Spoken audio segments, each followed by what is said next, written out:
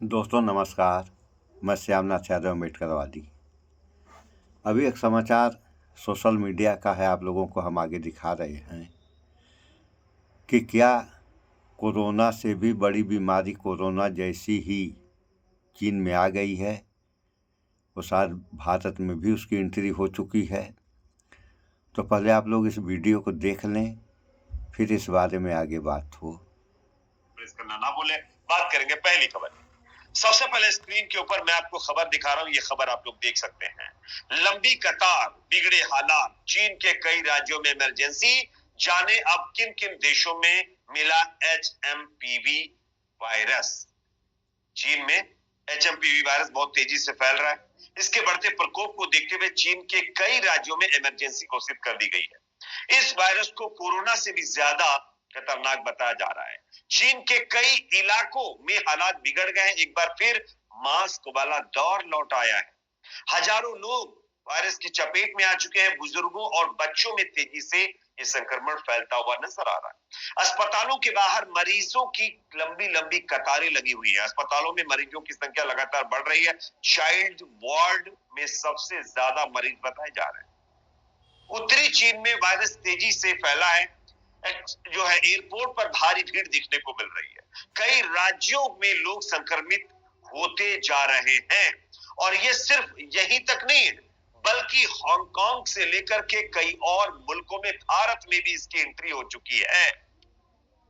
यहां पर देखिए, वायरोलॉजी एक्सपर्ट डॉक्टर लिन जियाजू ने कहा है कि HMPV जो वायरस है, जो कभी हल्की सांस की बीमारी का एक सामान्य कारण था, अब चीन में गंभीर मामलों और मौतों का कारण बन रहा है। ये बढ़ोतरी संभवतः लोगों की इम्यूनिटी में तेजी से गिरावट के कारण आ रही है।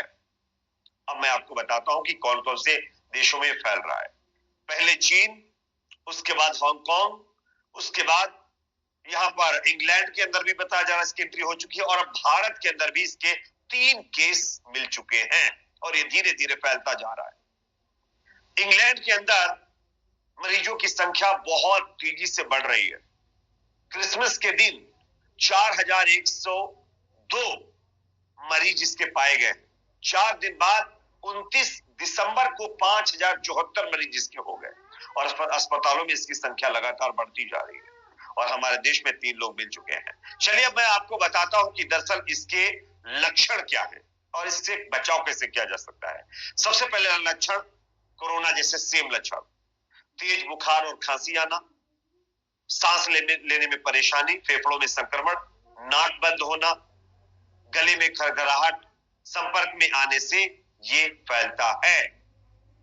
और इसके साथ साथ इससे बचाव की अगर बात करें तो हाथों को बार बार आप धोएं, सैनिटाइजर का इस्तेमाल करें, मरीजों के संपर्क में आने से बचें, मास्क का इस्तेमाल करें, लक्षण दिखने पर आइसोलेट हो जाएं, जरूरत पड़ने पर डॉक्टर से संपर्क करें।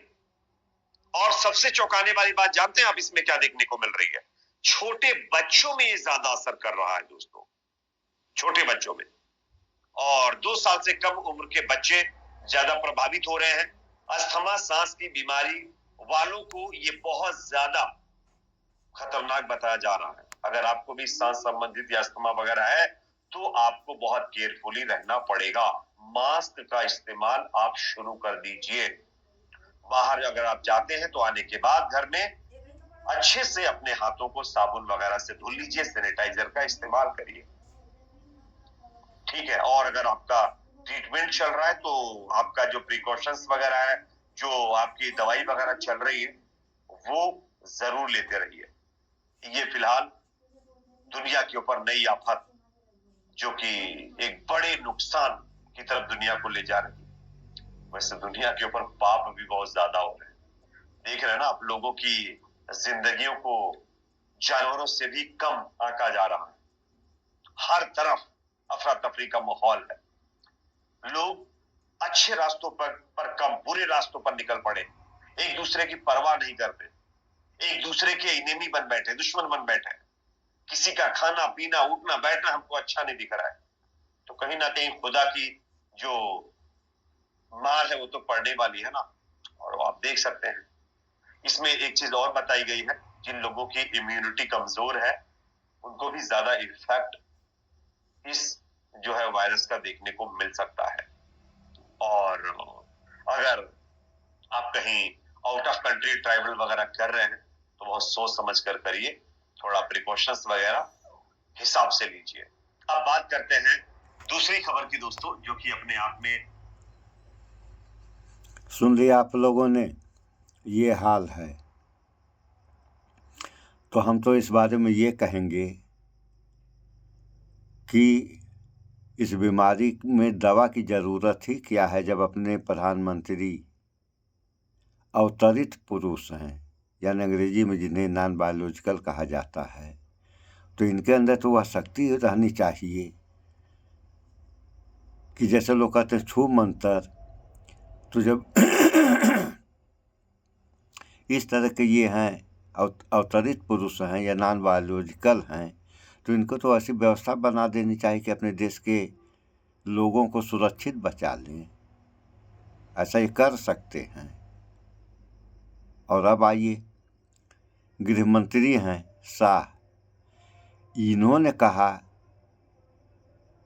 कि अम्बेडकर और संविधान से कुछ होने वाला नहीं, राम राम जपो, 7 जन्मों तक स्वर्ग प्राप्त होगा। किसको? जो राम नाम जपेगा उसको। तो हमारे कहने का मतलब है शाह से कि 7 जन्म की तो बात है, आप छोड़िए। इसी जन्म में जो बीमारी आ रही है, इस बीमारी से अपने लोगों को बचा लो भैया, अन्यथा कितनी बड़ी तबाही मचेगी ये तो समय बताएगा, और अंदाज़ा कोई भी लगा सकता है। एक बार लॉकडाउन लगा, कितना बड़ा नुकसान हो गया कि आज तक देश जो है उसकी भरपाई नहीं कर पाया, और दोबारा लॉकडाउन लग जाएगा तब तो समझ लीजिए कि आप कितने लोग खाने बगैर मर जाएंगे। तो इन सब बातों पर विचार करें आप लोग, बचाना है आप लोगों को, और न तो नॉन बायोलॉजिकल बचा पाएंगे और ना ही स्वर्ग में भेजने वाले बचा पाएंगे। बचाने का बस एक ही तरीका है, वैज्ञानिक तरीके से इसकी दवा उपलब्ध कराई जाए, वैज्ञानिक इसकी दवा खोजें। अगर मेहनत करेंगे, कोशिश करेंगे, तो कोई ऐसी बीमारी नहीं है इस धरती पे जिसका उपचार असंभव हो। सारी बीमारियों का इलाज संभव है, बशर्ते है क्या कि इंसान को करना पड़ेगा। अगर इंसान जागरूक होगा तो अपने भी बचेगा, अपने लोगों को भी बचा सकता है या बचाएगा। अगर जागरूक नहीं हुआ तो अपने गया, और तमाम लोग जाएंगे। तो जागरूक होने की ज़रूरत है समाज को, साथ साथ सारे बच्चों को। रही बात बच्चों में फैल रहा है तो अभी ये शुरुआत हुई है। हाँ, इसमें एक बात और हम कहना चाहेंगे कि या तो ये 2 पद पे जो हैं नॉन बायोलॉजिकल यानी अवतरित महामानव मोदी और गृह मंत्री शाह, अगर ये लोग जनता को नहीं बचा पा रहे हैं इन बीमारियों से तो सरेंडर बोल जाएं।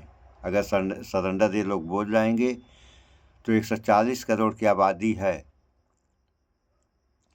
इस 140 करोड़ में अगर ज़्यादा नहीं तो कुछ तो ऐसे मिल ही जाएंगे जो इन बीमारियों पर काबू करने का दम रखते हों, जिनके पास ऐसा पावर हो कि इन बीमारियों पे कंट्रोल कर सकते हैं।